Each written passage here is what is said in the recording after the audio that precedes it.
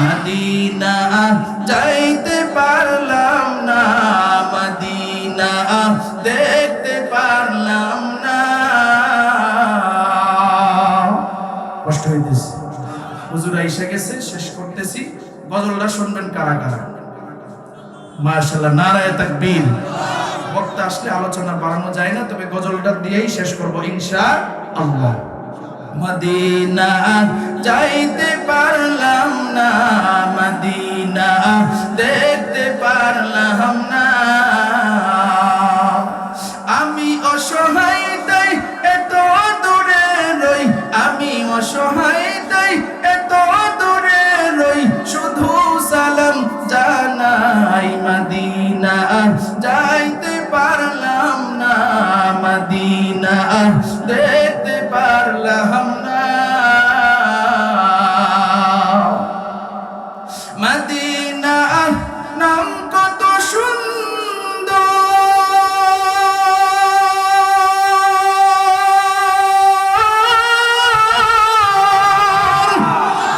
Medina কেড়েছে অন্তর। পাখির নেই ডানা থাকলে, পাখির নেই ডানা থাকলে যেতাম মদিনায়। মদিনা যাইতে পারলাম না, মদিনা দেখতে পারলাম না।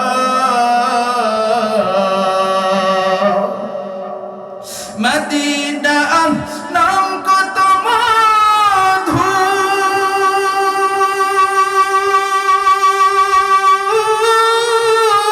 মধুর, মদিনা আর যে কত দূর। সেই মদিনার পথের ধুলি আমি মাখতে পারলাম না, মদিনা যাইতে পারলাম না, মদিনা দেখতে পারলাম না। সকলে বলি মারহাবা, আরো জোরে আওয়াজ দিয়ে বলি মারহাবা। এখন আসেন, কোরআন কিভাবে মানুষকে কোরআন টেনে আইনা একদম জান্নাতি বানায় দেয়। সুবহানাল্লাহ বিদেন না। বুখারী শরীফের একটা হাদিস শুনেন। একজন সাহাবী ছিল, উলামায়ে কেরাম যারা আছেন তারা তো এই হাদিসটা পড়ছেন, জানেন। একজন সাহাবী ছিল, যার নাম হচ্ছে মুসআব ইবনে উমাইর। মুসআব ইবনে উমাইর আরবের মধ্যে সুন্দর যুবক ছিল, সুঠাম দেহের যুবক ছিল। কিতাবের মধ্যে লেখছে 10 জন যুবক আরবের মধ্যে সবচেয়ে সুন্দর ছিল, এর মধ্যে 1 নাম্বার যিনি, তার নাম মুসআব ইবনে উমাইর। জুড়ে বলেন সুবহানাল্লাহ। খুব পরিপাটি ছিল, খুব পরিপাটি, দামি কাপড় পরতো, দামি জুতা পরতো, দামি আতর ব্যবহার করত, দেখতেও খুব সুন্দর ছিল। যুবকরা তাকে আইডল মানত। একদিন আবু জাহিলের চিনেন না? আবু জাহিলে কি করছে, কয় ভাতিজা তুমি তো নেতা হইতে পারবা ভবিষ্যতে, তবে সাবধান, আব্দুল্লাহর ছেলে মুহাম্মদের কাছে যাইবা না। জোরে বলেন নাউজুবিল্লাহ। কয় কারণটা কি? তা কয় আব্দুল্লাহর ছেলে মুহাম্মদের কাছে যদি যাও তাহলে তোমাকে কিন্তু তার ধর্মে নিয়ে যাবে। এবার মুসআব ডাক দিয়া কয়, মক্কার মধ্যে কত মানুষই আছে, তাইলে আব্দুল্লাহর ছেলে মুহাম্মদের কাছে যাইতে নিষেধ কেন করলো? এই নিষেধ কেন করলো এইটা দেখার জন্য মুসআব ইবনে উমাইর নবীর দরবারে গিয়ে হাজির। জুড়ে বলেন সুবহানাল্লাহ। হেদায়েত দেওয়ার মালিক কে? আল্লাহ। আল্লাহ যদি কাউরে হেদায়েত দেয়, কেউ তারে গোমরা করতে পারে না। মুসআব ইবনে উমাইর নবীর দরবারে চলে গেলেন। নবীর দরবারে যাওয়ার পর নবীর দরবারে গিয়ে দেখে নবী সাহাবায়ে কেরামদেরকে সামনে নিয়ে কোরআনের তালিম দিতেছে। জুড়ে বলেন সুবহানাল্লাহ। কোরআন তেলাওয়াতের তালিম। মুসআব ইবনে উমাইর দূরে দাঁড়ায়া নবীর জবানের কোরআনে কারীমের তেলাওয়াত যখন শুনলেন, নিজেরা ঠিক রাখতে পারলেন না, চোখের পানি ফেলায়া কান্দে। আর মনে মনে চিন্তা করে, এটা কি শুনলাম? এত মজার তেলাওয়াত তো কখনো শুনি নাই, এত সুন্দর কবিতা কখনো শুনি নাই। যতক্ষণ নবী কোরআন তেলাওয়াত করছে ততক্ষণই দাঁড়ায়া কান্না করছে। সুবহানাল্লাহ। এটা তো দুনিয়ার কোনো মানুষের বানানো কিতাব হইতে পারে না। আজকে আমি এখানে আসলাম, মনে হয় আবেগে কান্না করতেছি, আবার আমি এখানে আসব। একদিন শুইলা বাড়িতে চলে গেলেন, বাড়িতে যাওয়ার পর আবার মুসআব ইবনে উমাইর দ্বিতীয় দিন আবার নবীর দরবারে এসে হাজির। দ্বিতীয় দিন আবার যখন আসলেন, আবারও একই অবস্থা। তাকায় দেখে আল্লাহর নবী যখন কোরআন তেলাওয়াত করে, রে ভাই, কোরআন তেলাওয়াত শুনে চোখের পানি সে রাখতে পারে না, চোখের পানি সে রাখতে পারে না। দ্বিতীয় দিন আবার চলে গেল, মনে মনে ভাবলো হয়তো বা আবেগে কান্না করেছি। তৃতীয় দিন আবার নবীর দরবারে এসে হাজির। তৃতীয় দিন দাঁড়ায়া নবী যখন কোরআন তেলাওয়াত করে চোখের পানি পালায়া কান্দে। তৃতীয় দিনও চলে গেল। রাত্রিবেলায় যখন বিছানায় ঘুমাইছে, বিছানায় আর তার ঘুম আসে না। একবার একাইত হয়, আরেক কাইতে হয়। এবার তিনি মনে মনে চিন্তা করে আর আল্লাহর ডাক দিয়া কয়, কখন জানি সকালটা হবে, কখন জানি সকালটা হবে, আমি নবীর দরবারে গিয়া কোরআনে কারীমের তেলাওয়াত শুনবো। এখনো মুসলমান হয় নাই, কোরআন দেখেন তার ভিতরে কেমন আসর করছে, জোরে বলেন সুবহানাল্লাহ। মুসআব এবার চতুর্থ দিন নবীর দরবারে গিয়ে হাজির। দারুল আরকামে নবী কোরআনের তালিম দিতেছেন, কোরআনের তেলাওয়াত করতেছেন। মুসআব দূরে দাঁড়ায় রয়েছে। নবী হঠাৎ করে তাকায় দেখে একজন যুবক দূরে দাঁড়ায় নবীর কোরআনে কারীমের তেলাওয়াত শুনে কাঁদে। নবী ডাক দিয়া কয়, ও সাহাবী, একজন যুবক এখানে দাঁড়ায় রয়েছে, তুমি তাড়াতাড়ি যাও, গিয়া দেখো ওই যুবকটা কেন দাঁড়ায় আছে। আর আমি নবী দেখতেছি ওই যুবকটা অনর্গল চোখের পানি পালায়া কান্দে।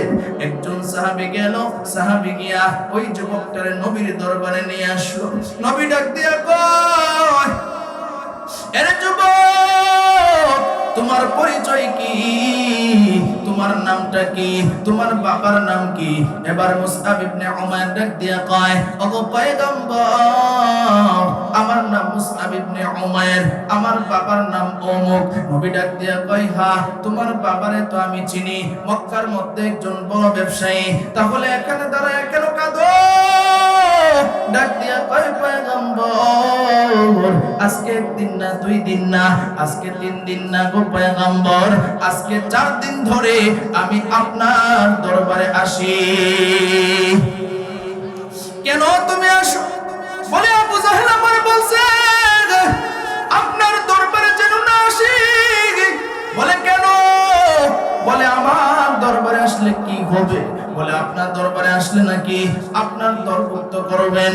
তবে পয়গম্বর, আপনার দরবারে যখন আসলাম, আপনার জবানের কোরআন তেলাওয়াত যখন শুনলাম, আপনার জবানের কোরআন তেলাওয়াত শুনে আমি বুঝে গিয়েছি এটা মানুষের বানানো কোনো কিতাব না, এটা দুনিয়ার মানুষের বানানো কোনো কথা না, এটা নিশ্চয়ই রবের কালাম।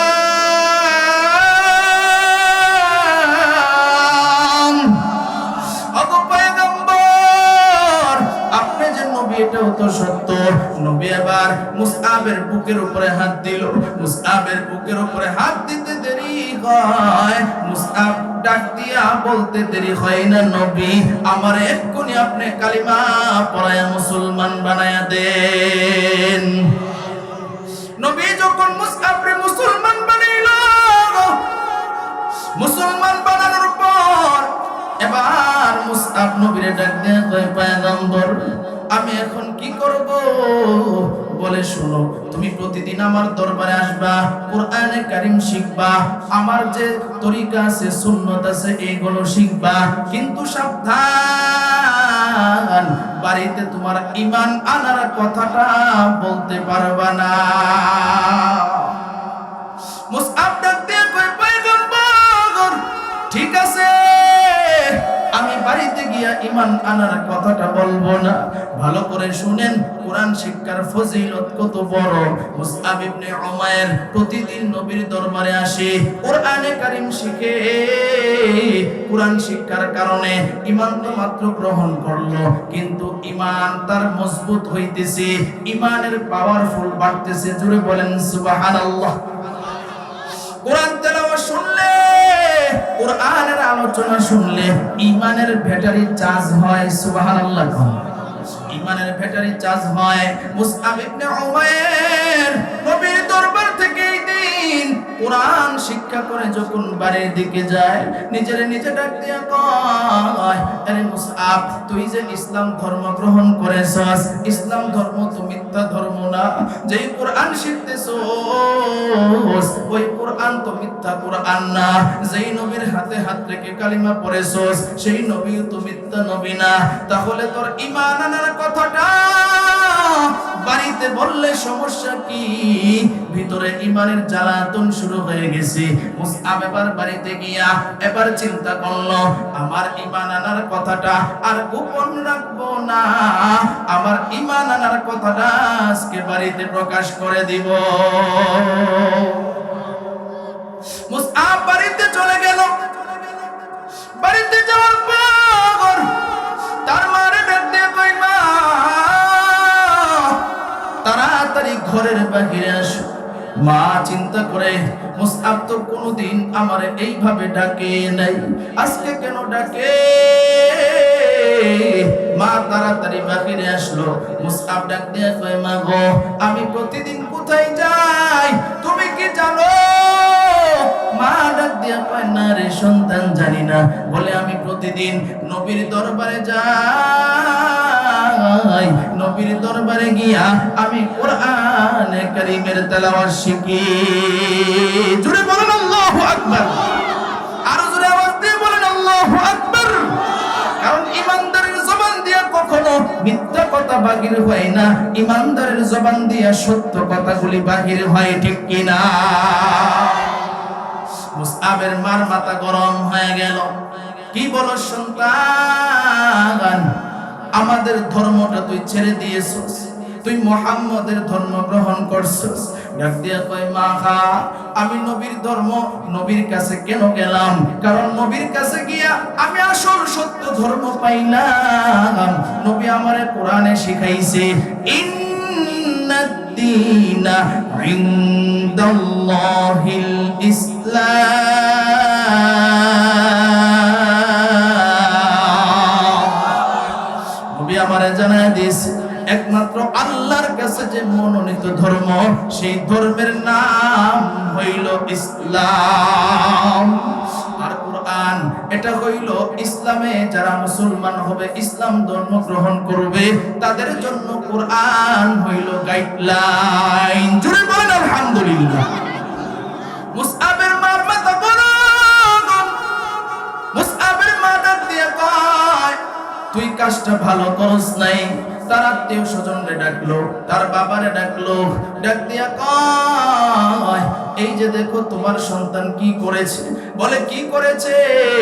বলে, সে নাকি মুহাম্মাদের কাছে গিয়া কালিমা পড়ে মুসলমান হয়ে গেছে। তার বাবার মাথারও গরম, তার চাচারাও রাগ করলো। ডাক দিয়া কয়, মুসআব, এটা তুই কি করলি?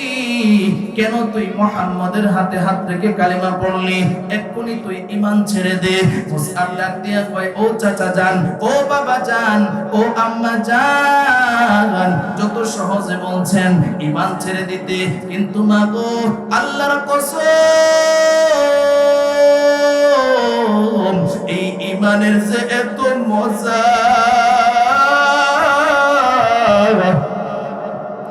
আমি আগে বুঝি নাই। আমারে মারতে পারবা, কিন্তু আমার থেকে ঈমান ছাড়াইতে পারবা না। আমাকে মারতে পারবা, কিন্তু ঈমান ছুটাইতে পারবা না। মুসআবের বাবা কই, শুন, অনেক বুঝাইতেছি, শুন, ঈমান ছেড়ে দে। মুসআব ডাক দিয়ে কয় না ঈমান ছাড়বো না। বলে তোরে কিন্তু বন্দী করে ফেলবো। ডাক দিয়া কয় বন্দী করলে করো কিন্তু ঈমান ছাড়বো না। চিৎকার দিয়ে বলেন আল্লাহু আকবার। আমরা এখানে যারা আছি আজকে থেকে নিয়ত করি যতই আমাদের উপরে জুলুম অত্যাচার আসুক, যতই আমাদের উপরে নির্যাতন আসুক, যতই আমাদের উপরে কষ্টদায়ক বস্তু আসুক, আজকে থেকে এখান থেকে নিয়ত করে যাবেন কোরআন সুন্নাহ অনুযায়ী চলবেন, কোরআন শিক্ষা সন্তানদেরকে দেওয়ার চেষ্টা করবেন, কোরআনের জন্য জীবন দেওয়ার চেষ্টা করবেন, নবীর জন্য জীবন দেওয়ার চেষ্টা করবেন, ইসলামের জন্য জীবন দেওয়ার চেষ্টা করবেন। এখানে যারা আছেন কারা কারা রাজি আছেন হাত তুলে আল্লাহরে দেখায় দেন। রাজি আছেন তো ইনশাআল্লাহ? মুসআব এবার ডাক দিয়ে কয় এটা আমি কখনো পারবো না। মুসআবের বাবা এবার তার স্ত্রীকে ডাক দিয়ে কয় তাড়াতাড়ি ঘরে যাও, গিয়ে একটা শিকল নিয়ে আসো, তালা নিয়ে আসো। ঘরের ভিতর থেকে একটা শিকল নিয়ে আসলো, একটা তালা নিয়ে আসলো।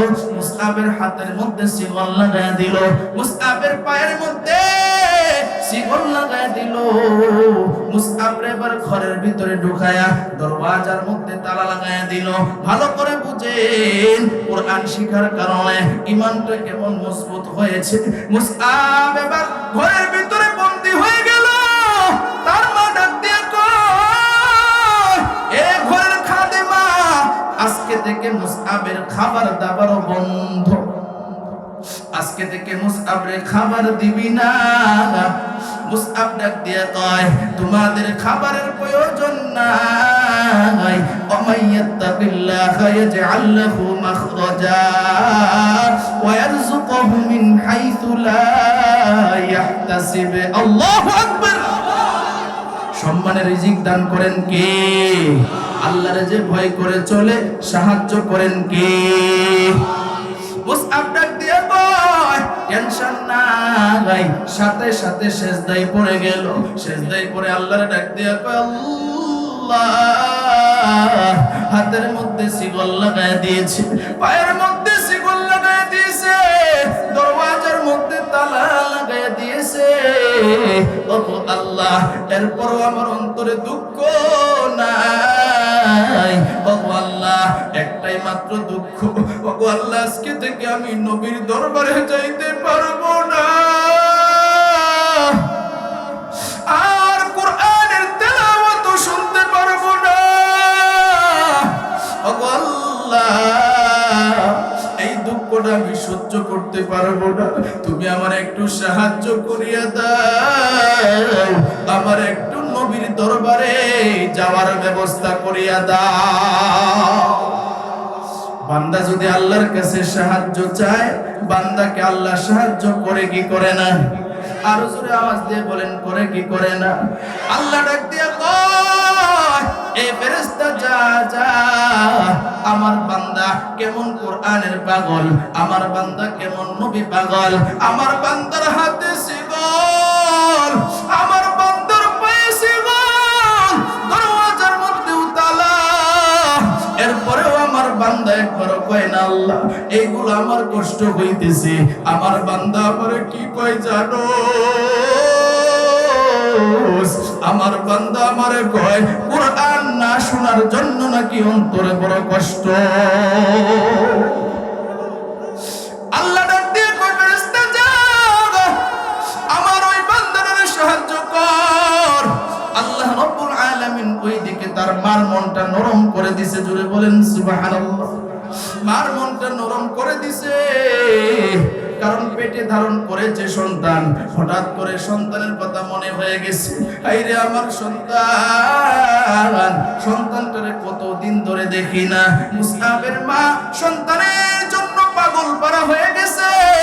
আজকে আমার সন্তানটারে আমি দেখতে যাব। যেই ঘরের ভিতরে মুসআবরে তালাবদ্ধ করে রেখেছে, ওই ঘরের দরওয়াজার কাছে যখন মা গিয়েছে, মা গিয়ে দেখে ওই ঘরের একটা জানালা খোলা। ওই জানালা দিয়া মা তাকায় দেখি মুসআব সেজদায় পড়ে গুনগুন করে কাঁদে, আর গুনগুন করে রবের কাছে কি যেন বলে। আল্লাহ রাব্বুল আলামিনের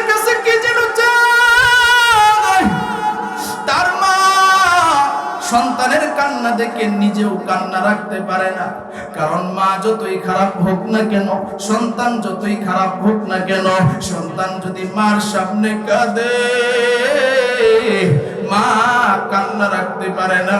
সন্তানও মার কান্না দেখে সন্তানও কান্না ছাড়া থাকতে পারে না। কথা ঠিক কিনা বলেন? আর জোরে আওয়াজ দিয়ে বলেন ঠিক কিনা? এই মজলিসে অনেক মানুষ আছে যাদের মা নাই, যাদের বাবা নাই। ও ভাই, ভালো করে বুঝেন, এই পৃথিবীর মধ্যে যদি একমাত্র আপন আপনি জানেন, আল্লাহ রাসূল পরে একমাত্র আপন হইল মা বাবা। কথা ঠিক কিনা কন? ও ভাই, এই মজলিসে একটু দেখতে চাই কার কার মা নাই, একটু হাত তুলে দেখান। কার কার বাবা নাই, একটু হাত তুলে দেখান। আরো উঁচা করেন, আরো জোরে উঁচা করেন। ও যুবক ভাই, তাকায়া দেখো, যেই লোকগুলোর মা নাই, একটু গিয়া কানে কানে জিগাও, আজকে যদি তোমার মা বেঁচে থাকতো তাহলে তোমার কত শান্তি লাগতো। আমি তো মনে করি ওই মানুষগুলো ফুফায়া ফুফায়া কানবে আর বলবে, আমার মা যখন দুনিয়াতে বেঁচে ছিল, আমার মার আমি ভালো মতো খাওয়াইতে পারি নাই। আমার বাবা যখন বেঁচে ছিল, আমার বাবারে আমি ভালোভাবে খাওয়াইতে পারি নাই। আজকে অনেক টাকার মালিক হয়ে গেছি, কিন্তু আমার মা যে দুনিয়াতে নাই,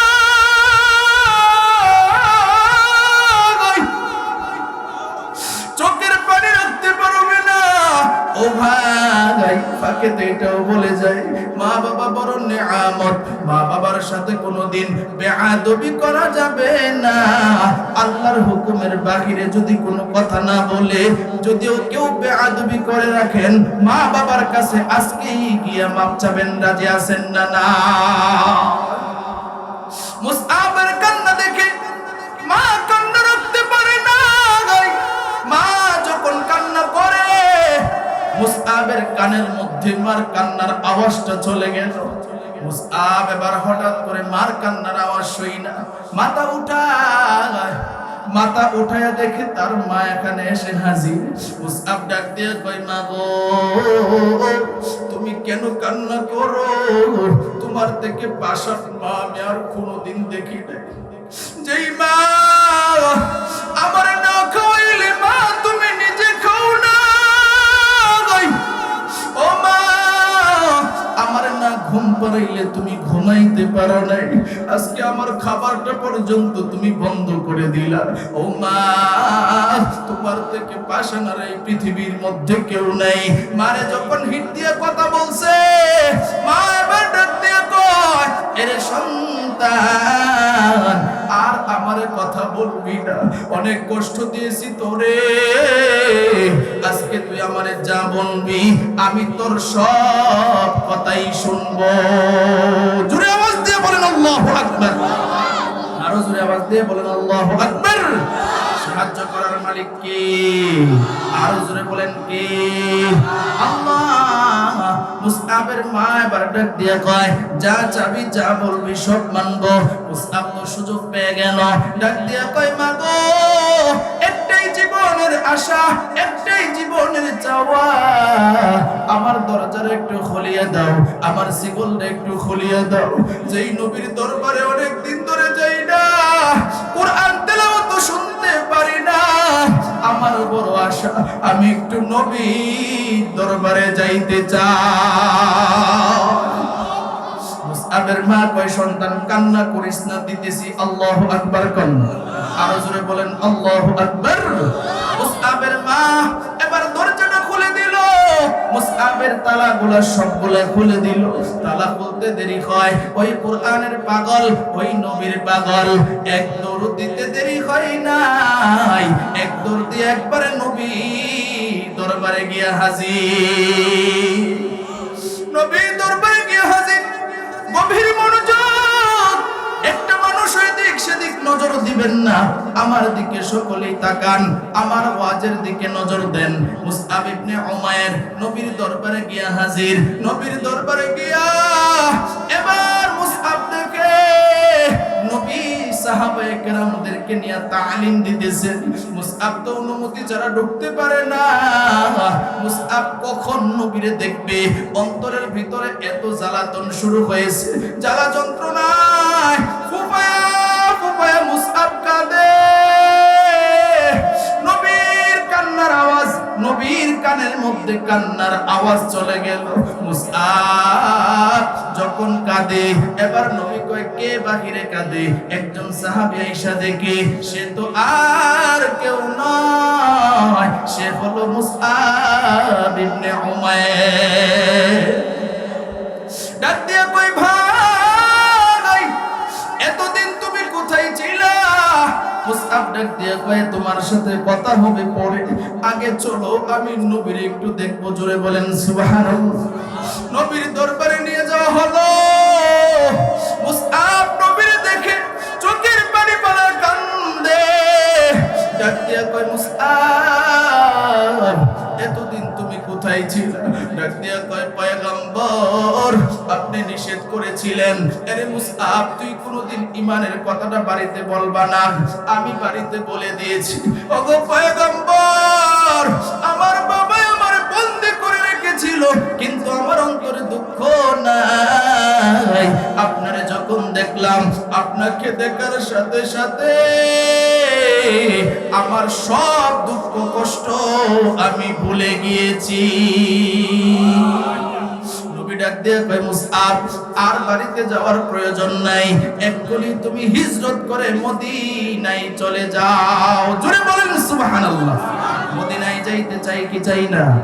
আরো জোরে আওয়াজ দিয়ে বলেন মদিনায় যাইতে মন চাই কি চাই না? মদিনা যাইতে পারলাম না, মদিনা দেখতে পারলাম না। কষ্ট হইতেছে, হুজুর আইসা গেছে, শেষ করতেছি। গজলটা শুনবেন কারা কারা? মাশাআল্লাহ, নারায়ে তাকবীর। বক্তা আসলে আলোচনা বাড়ানো যায় না, তবে গজলটা দিয়েই শেষ করব ইনশাআল্লাহ। মদিনা যাইতে পারলাম না, মদিনা দেখতে পারলাম না।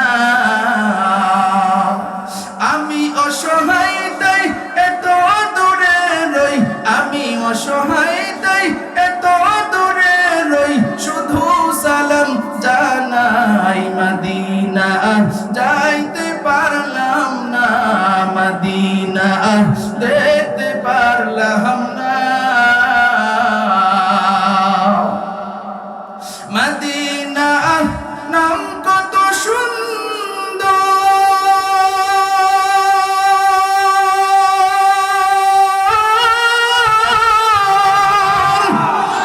মদিনা কেড়েছে অন্তর। পাখির নেই ডানা থাকলে, পাখির নেই ডানা থাকলে যেতাম মদিনায়। মদিনা যাইতে পারলাম না, মদিনা দেখতে পারলাম না।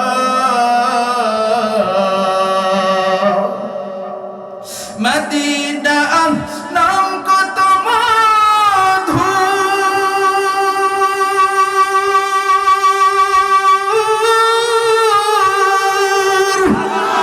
মদিনা আর যে কত দূর। সেই মদিনার পথের ধুলি আমি মাখতে পারলাম না, মদিনা যাইতে পারলাম না, মদিনা দেখতে পারলাম না। সকলে বলি মারহাবা, আরো জোরে আওয়াজ দিয়ে বলি মারহাবা। মুসআব এবার ডাক দিয়ে কয় নবী আপনি যে বলছেন মদিনায় যাইতাম, মদিনায় গেলে আপনারা দেখা ছাড়া তো থাকতে পারবো না।